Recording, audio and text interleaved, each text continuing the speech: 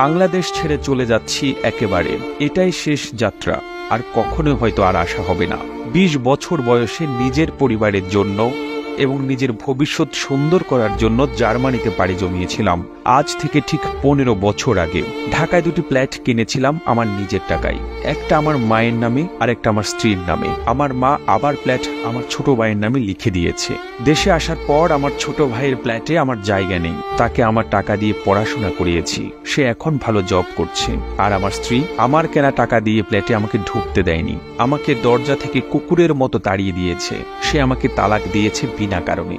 ঠিক বিনা কারণে বলা যাবে না, সে অন্য আরেকজনের সঙ্গে সম্পর্ক জড়িয়েছে। বাংলাদেশে 20 দিনের মতো হোটেলে ছিলাম, আর আপন মানুষের প্রতারণাগুলো মুখ বুঝে সহ্য করলাম। টাকার কাছে সবকিছু অসহায়।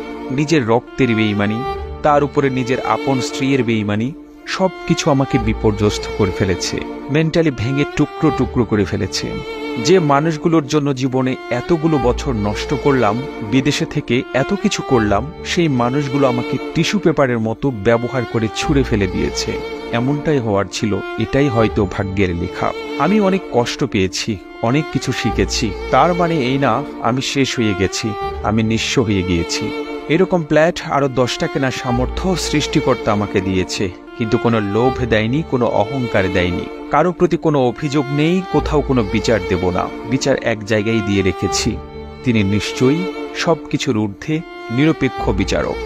লেখাটি বিদেশ থেকে ফেরত আসা এক প্রবাসী ভাইয়ের জীবনের গল্প। আর এই গল্পটি ভালো লেগে থাকলে আপনার ফেসবুকের টাইমলাইনে শেয়ার করুন এবং বিশ্ব বাংলা ফেসবুক পেজ এবং ইউটিউব চ্যানেলটি সাবস্ক্রাইব করুন। একই সঙ্গে আপনি বাংলাদেশের কোন জেলা থেকে প্রবাসী ভাইয়ের এই গল্পটি শুনছেন বা দেখছেন আমাদের কমেন্ট করে জানান। আমরা পরবর্তী ভিডিওতে আপনাকে ধন্যবাদ জানাতে ভুলব না। আর এতক্ষণ বিশ্ব বাংলার সাথে থাকার জন্য অসংখ্য ধন্যবাদ।